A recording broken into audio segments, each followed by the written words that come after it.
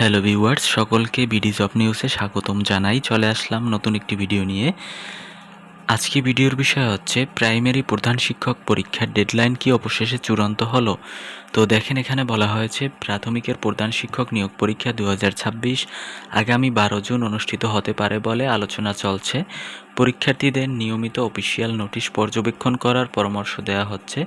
চূড়ান্ত সময়সূচি প্রকাশিত হলে বিস্তারিত জানানো হবে।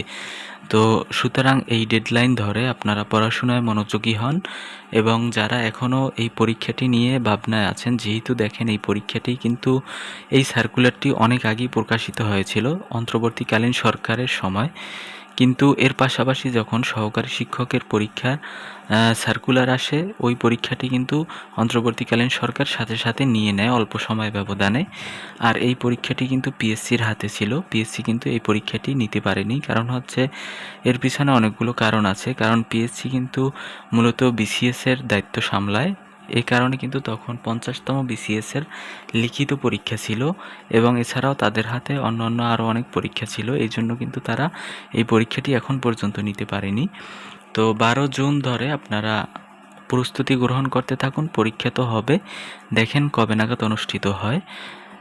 আর যারা মানবন্টনের বিষয়ে প্রশ্ন করেছিলেন তাদের জন্য আবারও মানবন্টনটি আমি নিয়ে এসেছি। তো এখানে বলা হয়েছে, দেখেন, লিখিত পরীক্ষা হবে 90 মার্কসের, যেখানে বাংলায় থাকবে 25, ইংরেজিতে 25, গণিত ও বিজ্ঞান মিলে থাকবে 20, আর সাধারণ জ্ঞান থাকবে 20, যেখানে সাধারণ জ্ঞানের আপনার আন্তর্জাতিক বিষয় এবং হচ্ছে আপনার সাম্প্রতিক বিষয়গুলো অবশ্যই কিন্তু পড়তে হবে। তো যদি আপনাদের কারো সাজেশন লাগে আমার কমেন্টে জানাতে পারেন, অবশ্যই সাজেশন দেওয়া হবে। এবং আপনারা পর্যাপ্ত প্রস্তুতি গ্রহণ করুন, ঈদের পরপরই পরীক্ষা অনুষ্ঠিত হবে, এটা কিন্তু আশাবাদী। তো দেখেন কি হয়। তো এই ছিল আজকের ভিডিও।